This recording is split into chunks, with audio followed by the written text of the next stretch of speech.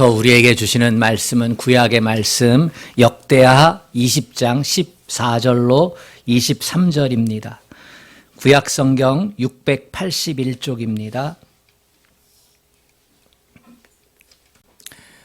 역대하 20장 14절로 23절 말씀, 하나님의 말씀을 같이 교독하겠습니다. 여호와의 영이 회중 가운데에서 레위 사람 야하시엘에게 임하였으니 그는 아삽 자손 마따냐의 현손이요 여이엘의 증손이요 분하야의 손자요 스가랴의 아들이더라.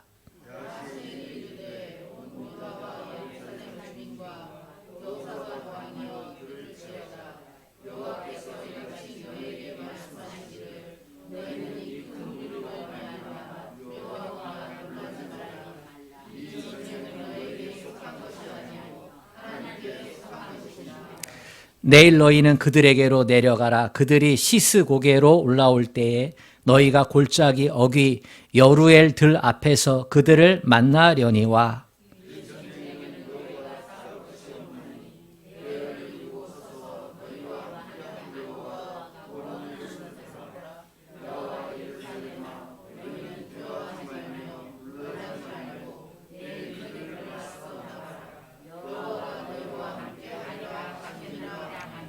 여호사밧이 몸을 굽혀 얼굴을 땅에 대니 온 유다와 예루살렘 주민들도 여호와 앞에 엎드려 여호와께 경배하고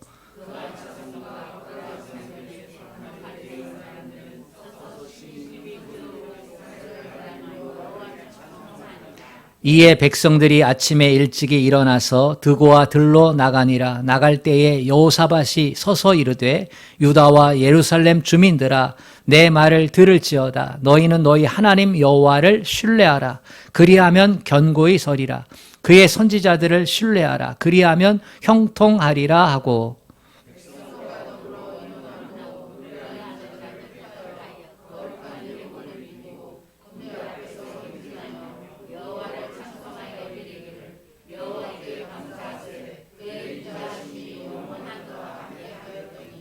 그 노래와 찬송이 시작될 때에 여호와께서 복병을 두어 유다를 치러 온 암몬 자손과 모압과 세일산 주민들을 치게 하심으로 그들이 패하였으니 곧 암몬과 모압 자손이 일어나 세일산 주민들을 쳐서 진멸하고 세일 주민들을 멸한 후에는 그들이 서로 쳐 죽였더라. 아멘.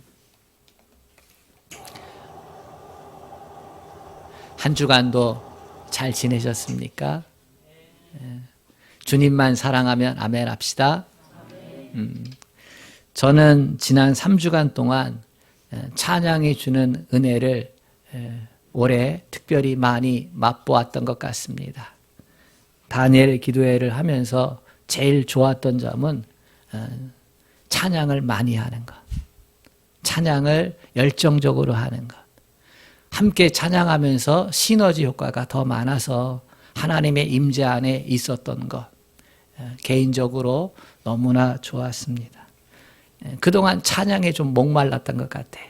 우리 성도들과 함께 더 많이 찬양하고 더 하나님을 높여드리고 찬양 가운데 임재하시는 하나님을 체험하고 경험하는 것, 신앙생활하면서 너무나 귀하고 복된 것이라고 생각을 합니다. 매일 30분 이상 찬양을 하니까 여러분 보약을 먹은 것 같습니다. 여러분에게도 찬양이 보약이 될 수 있기를 축복합니다. 저는 우리 교회 성도들이 더 많이 찬양했으면 좋겠습니다. 더 열정적으로 찬양했으면 좋겠고 더 진심으로 마음을 담아서 찬양했으면 좋겠습니다. 찬양 가운데 하나님께서 귀한 은혜들을 베풀어 주시기 때문입니다. 여러분 가운데 노래에 달란트가 있는 분들이 있습니까? 교회에서 찬양하면서 그 달란트를 잘 사용하셨으면 좋겠고요. 또 노래에 달란트가 없어도 하나님은 우리의 찬양을 기뻐하십니다. 제가 그랬거든요. 제가 노래 잘 못하거든요. 음치의 3대 요소를 완벽하게 갖춘 사람이 전데요. 그래도 찬양하는 것이 좋습니다. 왜냐하면 하나님은 찬양을 잘하냐 못하냐가 아니라 마음을 다해서 신앙 고백으로 하는 것을 기뻐하시는 것, 그것을 제가 알기 때문입니다. 그래서 세상 노래는 다른 사람들 앞에서 못하지만 찬양은 여러분들 앞에서도 할 수 있습니다. 여러분, 평소에 찬양을 즐겨 하십니까? 찬양하면서 기쁘고 즐거우십니까? 믿음이 있는 곳에는 찬양이 있습니다. 저와 여러분은 믿음의 사람이기 때문에 찬양이 있어야 될 줄로 믿습니다. 우리 믿음을 가진 사람들이 소망하는 게 있잖아요. 주님과 동행하는 것, 하나님과 동행하는 것, 그렇게 죽을 때까지 살아가는 것. 이것이 믿음을 가진 사람들의 귀한 소망이고 간절함이잖아요. 주님과 동행하는 것은 쉽게 세 가지가 있습니다. 하나는 말씀을 통해서 주님과 동행하는 겁니다. 우리가 성경을 다 마음속에 담기가 쉽지는 않지만 귀한 말씀들을 암송해서 묵상할 수 있습니다.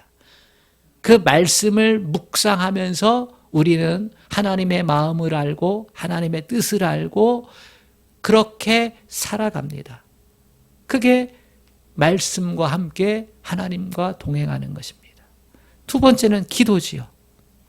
기도는 우리의 호흡이지 않습니까? 매일매일 삶 가운데서 하나님께 기도하면서 동행할 수 있습니다. 그리고 세 번째가 찬양입니다. 찬양을 통해서 주님과 함께 동행할 수 있습니다.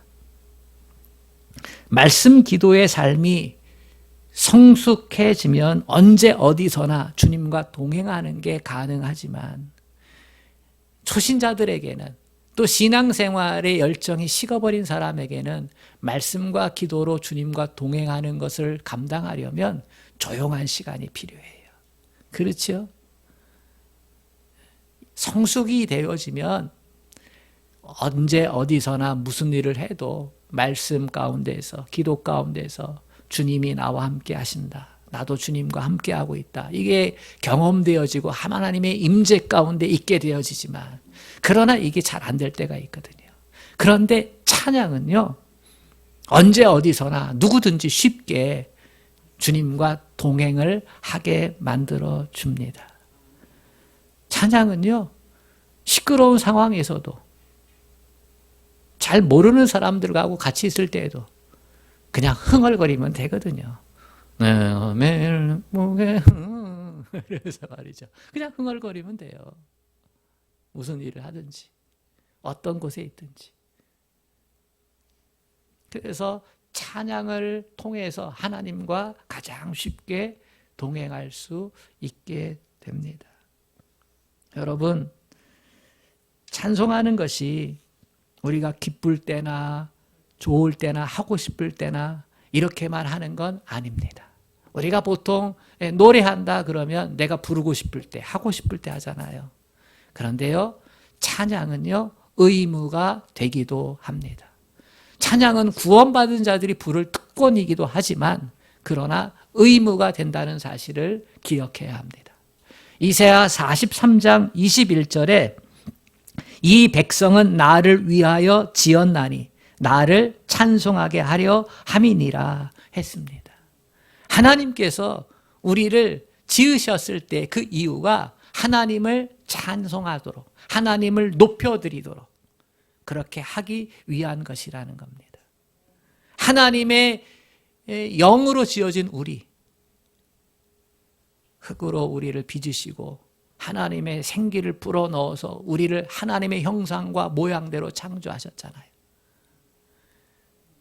새들도 온 우주들도 하나님의 영광을 드러낼 수는 있지만 그러나 의지를 가지고 이성을 가지고 하나님을 찬양할 수 있는 존재는 인간밖에 없거든요. 그 인간을 통해서 하나님이 하나님의 위대하심을, 하나님의 전능하심을, 하나님의 크신 사랑을 경배받기를 원하신다는 사실입니다. 여러분, 찬양은 하나님께 올려드리는 것이지요. 하나님을 높이는 것입니다. 동시에 찬양은 우리에게 능력이 되기도 합니다. 성경은 그래서 우리에게 이렇게 얘기합니다. 시편 9절 9절마다 찬양은 마땅한 것이다. 이렇게 가리킵니다. 내가 하루에 7번씩 주를 찬양할 것이다. 내가 종일토록 찬양할 것이다. 내가 평생에 찬양할 것이다. 영원부터 영원까지 찬양할 것이다. 그러니까 찬양은요, 우리가 이 땅에 살면서 하나님 나라에 갈 때까지 끊어지지 않고 감당해야 될 귀한 은혜입니다. 여러분, 숨이 끊어질 때까지 찬양할 수 있기를 축복합니다. 근데요, 여러분, 천국에 가서도 이 땅에서 있었던 것이 천국에 가서도 있을 게 뭘까? 이렇게 생각하면요, 저는 그게 찬양이라고 생각합니다.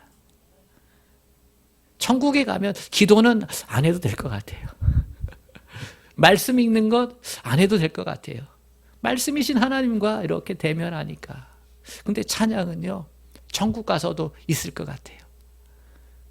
하나님을 우리의 눈으로 대면을 할 때 그 감격과 그 기쁨이 더 커지니까, 그러니까 찬양만큼은 천국에서도 우리가 누려야 될 것이다, 이렇게 생각합니다. 하나님은요, 이 귀한 찬양에, 특권이자 의무인 이 찬양에요, 놀라운 능력을 담아두셨어요. 먼저 우리가 살필 첫 번째 능력은요, 치유하는 능력입니다. 이스라엘의 초대 왕은 사울이잖아요. 사울 왕이 하나님의 말씀대로 행해야 되는데 자꾸 곁길로 나갔습니다. 한 번 나가고, 두 번 나가고, 세 번 나가고. 하나님이 딱 보시고 나서 사울을 이스라엘의 왕으로 세우신 것을 후회를 하셨어요. 그래서 사무엘 선지자를 불러서 이렇게 말씀합니다. 사무엘아, 내가 사울을 왕 삼은 것을 후회한다. 이거를 가서 사울 왕에게 전해줘라. 사무엘이 이 말을 전합니다. 그 때에 사울에게 임했던 하나님의 영이 떠나가고요, 사울은 그때부터 아주 심각한 우울증에 시달리게 됩니다.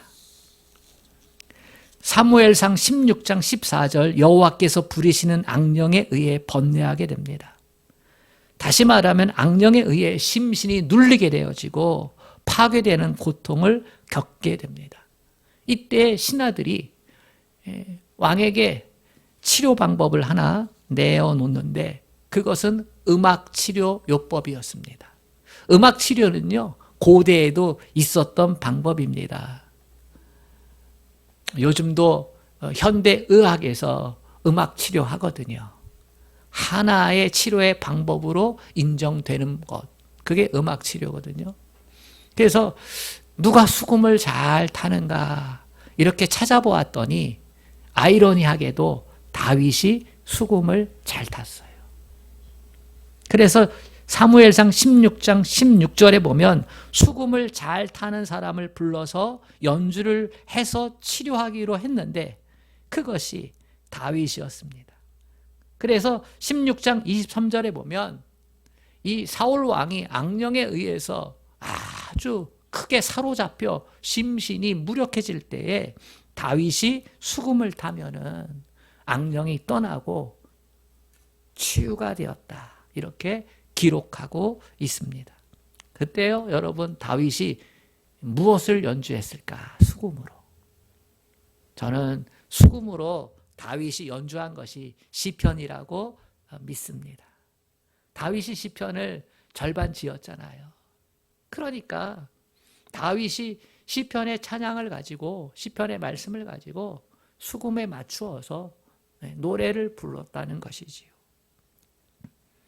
여러분, 다윗은 믿음으로 하나님을 높이고 찬양했습니다. 그 믿음의 고백의 찬양이 사울 왕의 질병을 치유하게 된 줄로 믿습니다. 미국의 듀크 대학이 1998년에 신앙과 건강의 상관관계에 대해 실험을 했습니다. 해롤드 퀘니 박사와 데이비드 라슨 의사가 같이 조인해가지고 신앙과 건강의 상관관계에 대해서 실험을 했는데요. 그 결과 매주일 교회에 나가는 사람들은 그렇지 않은 사람들보다 병원에 입원할 확률이 확연하게 적고 입원하더라도 더 빨리 치료되어져 입원 기간이 짧아졌다. 이것을 연구 발표했습니다. 그리고 매주일 교회에 나와서 찬양하면서 박수치면서 온몸으로 찬양하며 예배했던 사람들이 그렇지 않은 사람들보다 평균 7년을 더 오래 산다는 사실을 밝혀냈습니다.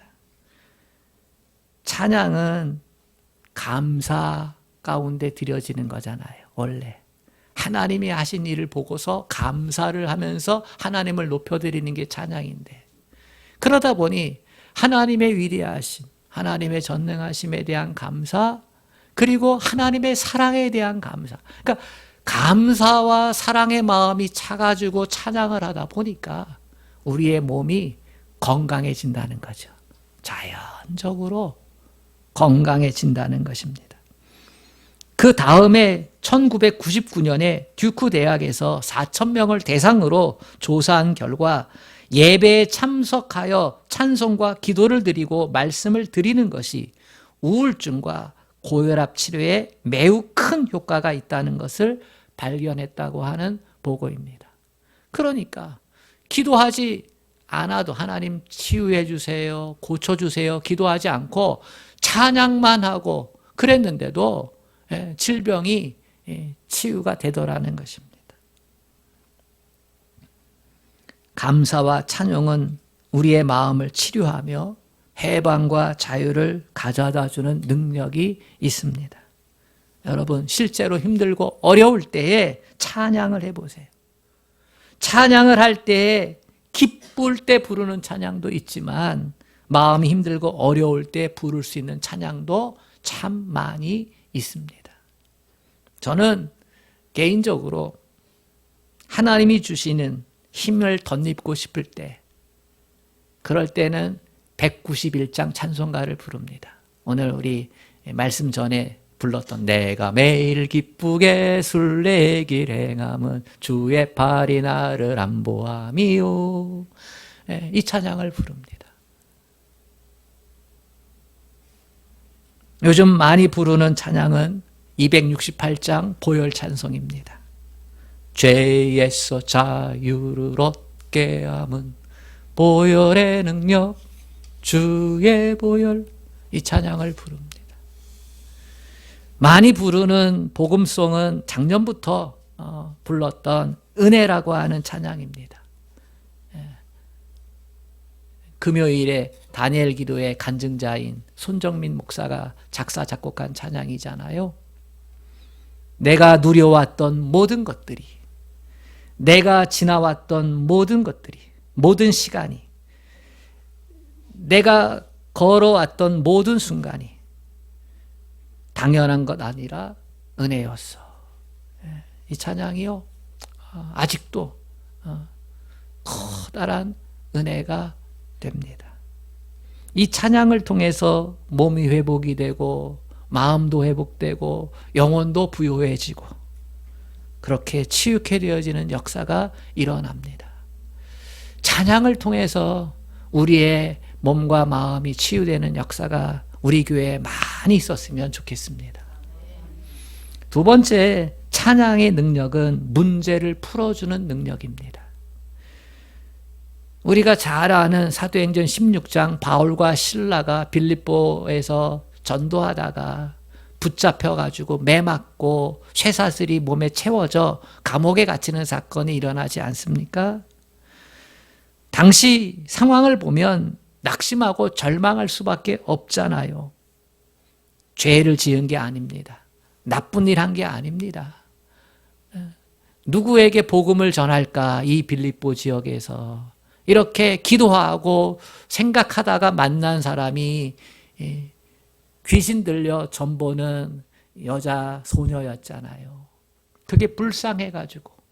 그래서 바울과 실라가 예수 이름으로 그 여자에게 있었던 귀신을 쫓아내 주잖아요. 그러나 그 아이를 통해서 소득을 취했던 주인이 소득이 끊어진 걸 알고 그 이유가 바울과 실라가 쫓아낸 것을 알고 고소를 해서 붙잡아 때리고 그리고 감옥에 가두게 한 거잖아요. 선한 일 하다가 억울한 일 경험한 겁니다. 칭찬받을지는 못할지언정 어려움을 겪게 된 상황이지요. 그런데 이 감옥에서 바울과 실라가 어떻게 합니까? 감옥의 밤은 적막합니다. 많은 죄인들이요, 죄수들이 생각할 게 많잖아요.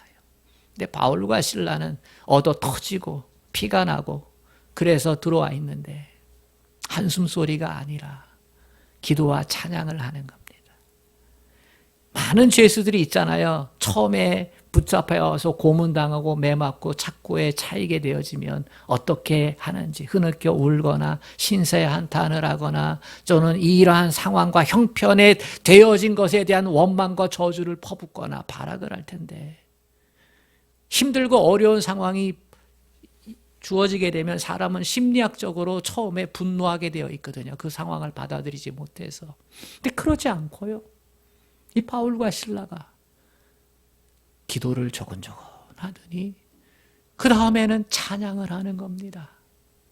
근데 내용을 들어보니까 하나님의 사랑, 하나님의 섭리, 하나님의 도우심, 이런 것들에 대한 찬양이란 말이지요. 그래서 죄수들이 다 듣고 있더라, 성경은 기록하고 있습니다. 어떻게 되었습니까?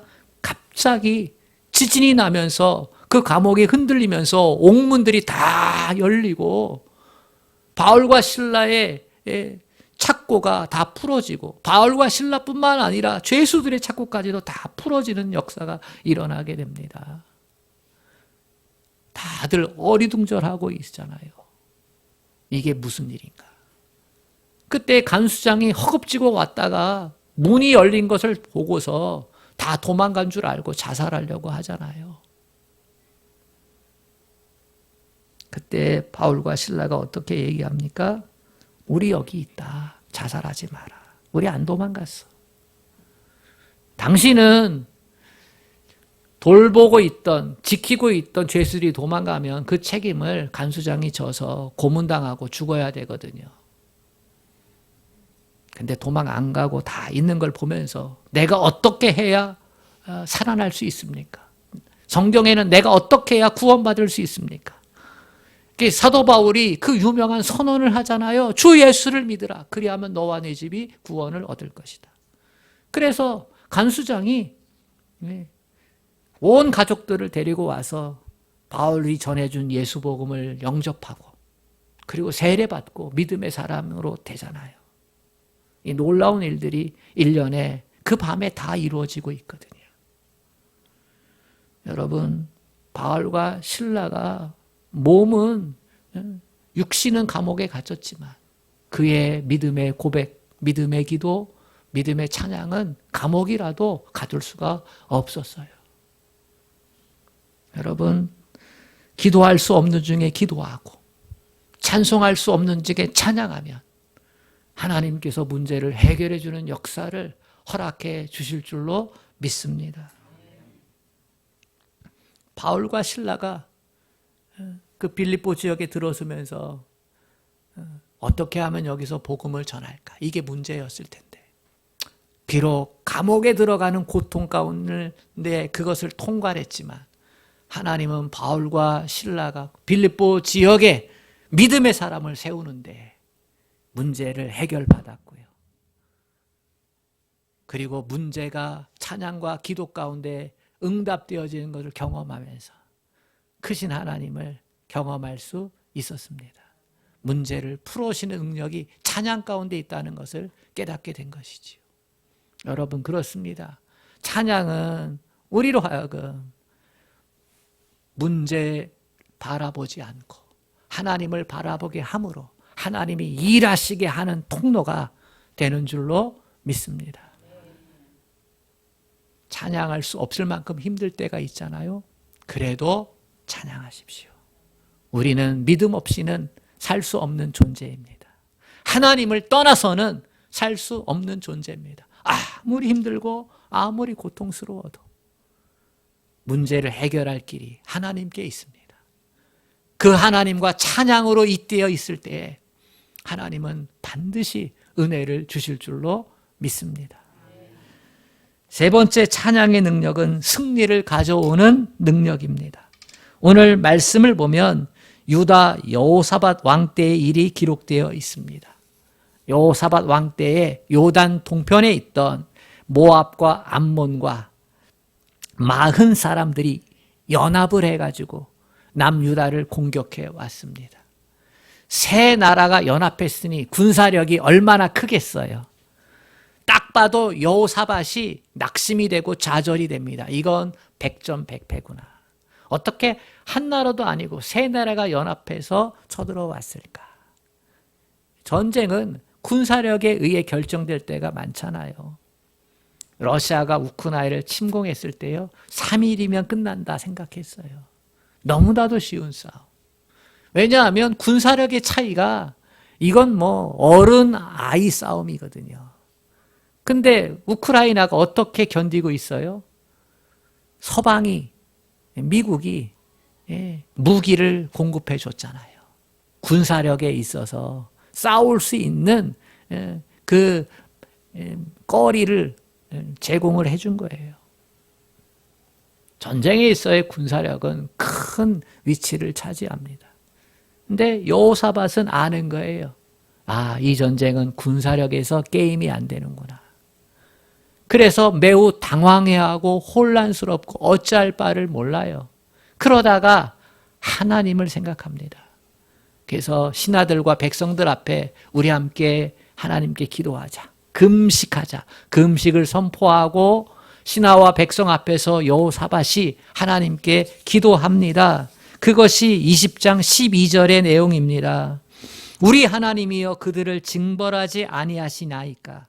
우리를 치러 오는 이 큰 무리를 우리가 대적할 능력이 없고 어떻게 할 줄도 알지 못하옵고 오직 주만 바라보나이다. 간절하고 절박한 기도지요. 그렇게 기도할 때 하나님의 영이 그 회중 가운데 있던 레위 사람 아하시알에게 임합니다. 하나님의 영이 임하면서 아하시알이 예언의 말씀을 하는데요, 4가지예요. 첫 번째, 온 유다와 예루살렘 주민과 여호사밧 왕이여 들어라. 하나님의 말씀을 들어라 라고 하는 거고요. 그 다음에 15절 하반절에 하나님이 말씀하시기를 두려워하지 말고 놀라지 말라. 이게 두 번째 예언의 말씀이에요. 너희는 두려워하지 말고 놀라지 말라. 그리고 세 번째 말합니다. 이 전쟁은 너희에게 속한 것이 아니고 하나님께 속한 것이다. 그리고 네 번째, 하나님께서 너희를 구원하는 것을 보라. 이렇게 예언을 합니다. 이 예언을 보면은 예언을 듣고서 여호사밧과 그 백성들이 이렇게 얘기합니다. 모든 백성들이 하나님 앞에 엎드려 경배하고요. 그리고 큰 소리로 하나님을 찬송했다 했습니다. 다음 날 아침에 여호사밧 왕은 백성들과 의논을 하고 출정식을 갔습니다. 군대 앞에 보통 군대를 내세우면 기마병이나 전차병을 앞세우는데요. 그렇지 않고요. 하나님이 내려가라 했으니까 이 전쟁은 너희에게 속한 것 아니지만 그러나 내려가라 했으니까 백성들과 왕과 군대가 같이 적진 앞에 내려가는데요. 근데 앞세우는 게 기마병이나 궁수들이 아니고요. 찬양대를 앞세웁니다. 오늘 말씀을 보면 거룩한 예봇을 입히고 찬양대를 그렇게 해서 찬양을 하게 합니다. 어떤 찬양입니까? 여호와께 감사하세 그의 인자하심이 영원하도다. 이렇게 찬양하게 합니다. 어떤 결과가 일어났을까요? 22절에 보면 그 노래와 찬송이 시작될 때 어떤 일이 일어났냐면 믿음의 찬송대로 하나님께서 싸워주셨고 대승을 거두었다, 이렇게 기록하고 있습니다.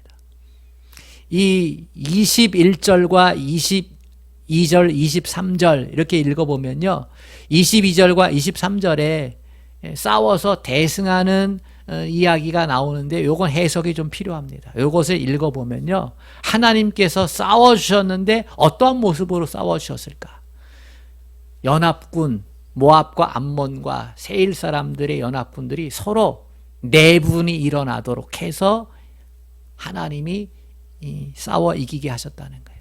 하나님께서 그들 가운데 서로 내분이 일어나도록. 그래서 모압과 암몬이 세일 사람들을 치고 그 다음에 모압과 암몬이 서로 싸워서 그렇게 해서 자중질환을 일으켜가지고 그 싸움에서 지도록 하나님이 역사하셨다는 거예요. 오늘 우리도 마찬가지입니다. 주님께서 말씀하시기를 세상에서 너희가 환난을 당하나 담대하라, 내가 세상을 이기었노라. 주님은 십자가와 부활을 통해서 죄와 사망의 권세를 깨트리시고 승리를 해 놓으셨습니다. 아멘. 이미 사망 권세에서 승리를 해 놓으신 거예요. 사탄 마귀의 정수리를 밟으시고 승리를 선언하셨어요. 그게 부활이거든요. 이것이 우리에게 무슨 의미가 됩니까? 승리는 이미 우리의 것이라는 겁니다. 싸워서 하나님이, 예수님이 이겨놓은 싸움을 우리가 참여만 하면 그 승리는 우리의 것이 되는 줄로 믿습니다. 그게 사도 바울은 하나님의 전신갑주를 입으라는 거예요. 예수님께서 승리하셨던 그 승리를 몸으로 입으라는 거예요. 그렇게 해서 나아가면 영적 전쟁에서 승리할 수 있다는 거죠. 성경의 인물 중에 가장 많은 대적을 가졌던 사람이 아이러니하게도 다윗입니다. 다윗은 목동 시절에는 사나운 짐승들이 대적이었고요, 골리앗이 대적이었고요, 그 다음엔 사울 왕이 대적이었고 그 신하와 따르는 무리들이 대적이었고요, 그리고 블레셋 왕과 그 백성들이 대적이었고요, 왕이 되어서는 주변 여러 나라들, 그리고 평안하다 했을 때는 아들 압살롬이 반역을 일으켜 대적이 되었고요, 자기와 같이 전쟁터를 누볐던 장군들과 신하들, 책략가들이 대적이 되기도 했습니다. 그들은 집요하게 다윗을 괴롭혔는데요, 그런데 다윗은 그런 상황 가운데서도 적들과 어떻게 대항하는지를 잘 알았어요. 자기 힘과 지혜로만 하려고 하지 않았어요. 무엇보다 먼저 하나님을 의지하고 하나님의 도우심을 간구했어요.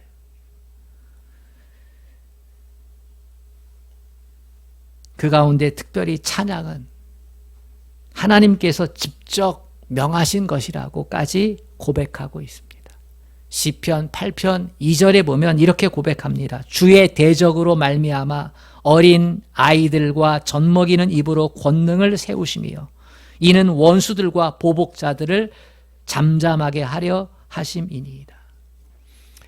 조금 해석이 필요하죠. 그래서 쉬운 성경에는 이렇게 기록되고 있습니다. 주님께서는 어린이들과 젖먹이는 아기들이 주님께 찬양을 올리도록 하셨습니다. 주님께 대항하는 원수들과 적들과 보복하려는 자들을 침묵시키기 위해서입니다. 어린아이와 젖먹이는 가장 약한 존재잖아요. 놀라운 것은 그 어린아이와 젖먹이가 찬양을 하게 되어지면 하나님께서 대적들의 입을 막아주신다는 거예요. 여기서 어린아이와 젖먹이 같은 존재로 다윗은 항상 자기 자신을 인식했어요. 하나님, 나는 대적들 앞에서는 나는 연약한 존재입니다. 나는 내가 할 수 없는 게 많이 있습니다. 하나님이 도와주셔야 합니다. 근데요, 다윗이 그런 경험을 많이 했거든요. 하나님의 도우심으로 그 위기를 벗어난 것. 그래 다윗은 찬양하는 거예요. 어린아이와 젖먹이가 찬양을 하면 하나님이 대적들에게서 입을 막으시고 손을 막으시고 지켜주시고 승리 주십니다. 이 고백을 하는 거예요. 여러분, 우리가 강한다 한들 영적인 눈을 들어보면 이 세계에서 온갖 악한 영들에 둘러싸여 있습니다. 그렇죠? 온갖 중독의 영, 음란의 영, 폭력의 영, 사기, 속이는 영들이 얼마나 많습니까? 모든 분쟁과 다툼, 눈물과 고통의 배후에는 사탄 마귀가 있는 것 아닙니까? 그 사탄이 우리를 속이고 유혹하고 심지어는 파멸로 이끌지요. 어떻게 사탄의 활동을 조용하게, 그 입을 조용하게 만들 수 있습니까? 다윗은 말합니다. 찬양을 통해서 가능하다. 우리의 찬양이 하나님께 올려지게 될 때 사탄 마귀는 그 입을 닫는다는 것이에요. 그 활동을 멈춘다는 것이에요. 여러분, 마음이 답답하고 힘들 때, 어려울 때, 또 삶의 문제들이 있을 때 찬양하실 수 있기를 축복합니다. 하나님을 믿고, 하나님의 말씀을 믿고, 하나님의 위로를 믿고, 하나님의 일하심을 믿고 찬양하십시오. 그러면 승리를 맛보게 될 줄로 믿습니다. 말씀을 맺겠습니다. 우리가 복음 안에서 누릴 수 있는 축복 중에 찬양의 축복은 사실 가장 쉬운 겁니다. 그 축복을 통해서 우리에게 오는 것은 너무나 많이 있습니다. 그러나 우리가 그 찬양의 능력을 제대로 알지 못하고 또 우리가 실제로 찬양하지 않음으로 인해서 그 축복들을 놓치고 있습니다. 우리 교회에 이 찬양의 능력이 회복되어지고 여러분의 심령이 살아나고 삶의 능력이 덧입혀지고 그렇게 해서 살아가는 것이 감사가 되고 기쁨이 되고 이것이 순환이 되어져 갈 수 있기를 주님의 이름으로 축복합니다. 하나님 아버지, 세상사 노래들만 부르다가 하나님 그렇게 인생을 마무리하지 않기를 원합니다. 전능하신 하나님을 높이고 찬양하면서 동시에 그것이 우리에게 치유가 되고 문제를 푸는 능력이 되고 승리를 가져다주는 능력이 된다는 사실을 경험하고 체험하며 살아갈 수 있기를 원합니다. 찬양 중에 거하시는 하나님, 찬양 중에 임재하시는 하나님, 그 하나님과 동행하기를 원합니다. 하나님 우리와 함께하여 주시옵소서. 예수님의 이름으로 기도합니다. 아멘.